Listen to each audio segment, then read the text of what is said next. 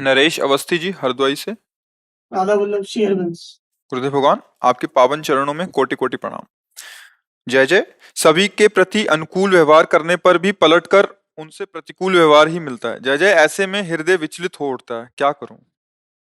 विचलित नहीं होना चाहिए ना। अभी आप अनुकूल व्यवहार ही नहीं करते। आप कहोगे क्यों? क्योंकि आपको अनुकूलता चाहिए तो आप उनके अनुकूल व्यवहार कहाँ करते हैं। आप तो अपनी अनुकूलता के लिए व्यवहार कर रहे हैं। ध्यान दीजिए, परमार्थ का बड़ा सूक्ष्म स्वरूप होता है। उसको स्थूल बुद्धि से नहीं समझा जाता, उसको सूक्ष्म बुद्धि। जैसे हम आपको नमस्कार कर रहे हैं, आपको नम्रता कर रहे हैं और आकांक्षा करते हैं कि आप मेरी बड़ाई करें कि बड़ा नम्र है, बड़ा शीलवान है। अरे ड्रामेबाज, असली रूप तब समझ में आ जाएगा। फिर भी हम ऐसे ही करें कि वास्तविक हम ड्रामा ही कर रहे हैं, पर जैसे हैं आपके, आप समझ लीजिए, तब समझ में आएगा असली नम्रता थी। तो हम तुम्हारे हाथ जोड़ रहे हैं, तुम्हें बार बार नमन करें, इसके बाद तुम हमें ड्रामेबाज करे तो थप्पड़ खाओगे क्या? आ गई असलियत, आ गई। अनुकूलता हम जो दूसरे को दे रहे हैं, उससे हम बदले में चाहते हैं प्रियता, सम्मान, अनुकूलता। तो हम अनुकूलता नहीं दे रहे, हम अनुकूलता के पीछे अनुकूलता चाह रहे हैं। है ना ऐसा? अगर हम अनुकूलता नहीं चाह रहे, तो मेरे द्वारा की हुई अनुकूलता का परिणाम यदि प्रतिकूलता आता है, तो अनुभव किसको हो रहा है?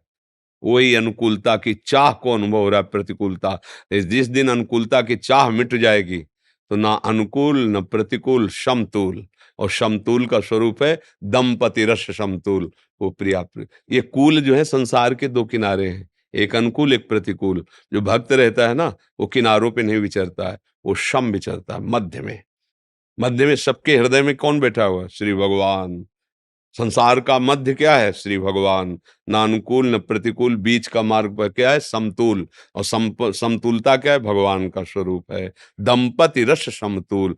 जब हम सामने वाले को देख रहे हैं मेरा प्रभु है, और जो भी प्रभु हमसे अनुकूलता दिला रहे हैं उसको, वो हमारी पूजा हुई ना। तो अपने पूज्य से हम प्रणाम नमस्कार थोड़ी चाहते हैं। मानो आपने प्रणाम किया, अब हम ऐसे बैठे रहे या ऐसे बैठे रहे या कैसे, आप ये देखोगे क्या कि हमने तो सर झुका के प्रणाम किया, इन्होंने प्रणाम भी नहीं किया? नहीं, आप अपने भाव की पूर्णता कर रहे हैं। सामने वाला नहीं हिल रहा, नहीं देख रहा, लेकिन आपका काम तो हो गया ना, आपने देख के प्रणाम किया। आप अपने धर्म का पालन कर रहे हैं कि दूसरे का अहित नहीं होने देंगे अपने द्वारा। हम दूसरे का हित करेंगे, दूसरे को अनुकूलता प्रदान करेंगे धर्मयुक्त।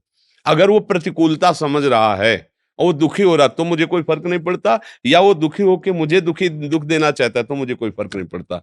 विशुद्ध बात समझिए, ये अनुकूलता और प्रतिकूलता है, मायाकृत है। इसी को सहने के लिए भगवान आदेश करते हैं।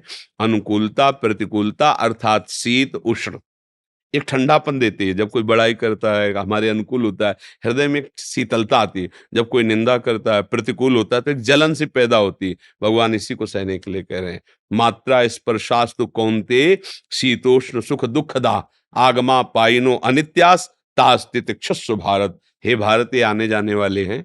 अनुकूलता प्रतिकूलता सुख दुख, इनको गंभीरता से सहो, अपने धर्म में चलो। तुम्हारा कर्तव्य हो गया, अब वो क्या करता है तुम्हें नहीं देखना। हमने उसे पानी पिलाया, बैठाला, प्यार से बात की, वो मुझे गाली दे रहा है, तो क्या हमें जलन कब होगी? जब उसके कर्तव्य को देखेंगे कि इसका कर्तव्य क्या बनता था। कम से कम शांत रहता, ऐसे बोल के चला जाता। अब क्या हो रहा है कि आप अपने कर्तव्य को भूल रहे हैं, तब आपको जलन होगी। अगर ये कि मेरा तो कर्तव्य ये है, अब आप जैसा व्यवहार करें, आप भगवान जाने, आपका निर्णय, हम बुरा नहीं मानेंगे, आप जैसा माना। पर ये बहुत बड़ी अच्छी स्थिति होती है परमार्थ की। अभी अपने लोग बच्चे हैं, पर चले। प्रतिकूलता में जलन स्वाभाविक होती है। किसको? जो शरीर के द्वारा मैंने अनुकूलता दी, तब। अगर प्रभु करा रहे हैं, तो फिर दुख सुख का स्पर्श नहीं होगा। अहंकार के द्वारा जब हम कुछ करते हैं, तो उसका स्वरूप होता है ये देहाभिमान के कारण। मैं तो सबको अनुकूलता देता हूं, तो सब में कौन है? प्रभु है ना। फिर आप उनसे अनुकूलता चाहते हो क्या?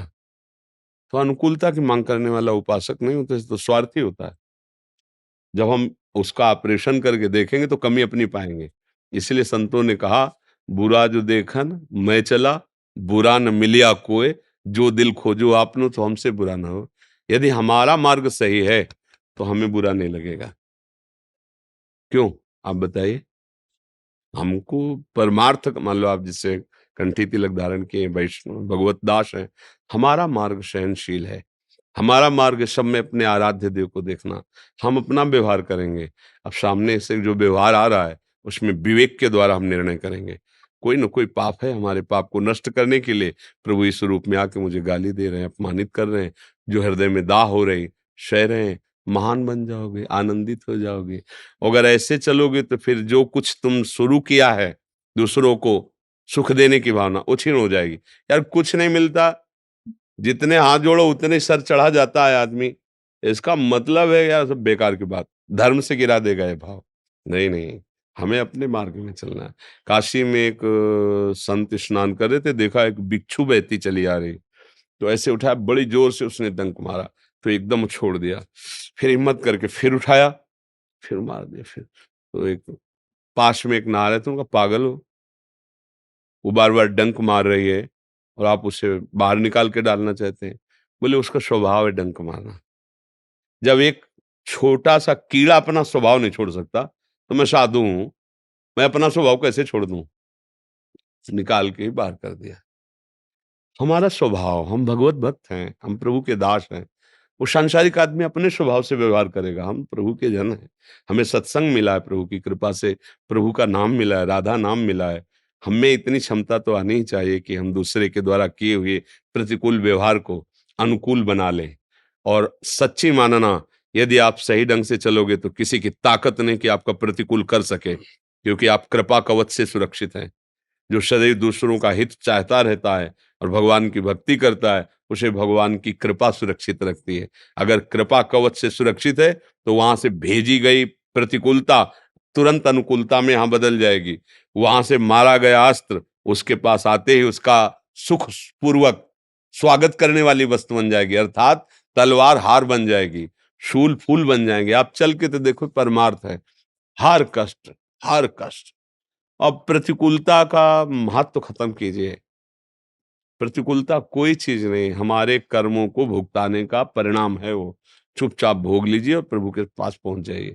इतने व्यक्तियों में अगर हमारे हृदय में कोई पूर्व जन्म में ऐसा कर्म संयोग है, तो कोई ना कोई व्यवहार ऐसा करेगा जिससे मैं जल जाऊं।